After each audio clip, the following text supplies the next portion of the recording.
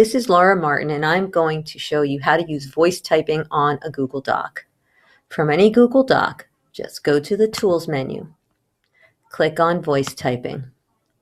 You'll see a microphone appear on the left-hand side. Click on the microphone, and then Google will ask you if you want to use your microphone, and you click on Allow. At that point, you can begin speaking, and your microphone will pick up what you are saying and type it onto the Google Doc for you. Amazing!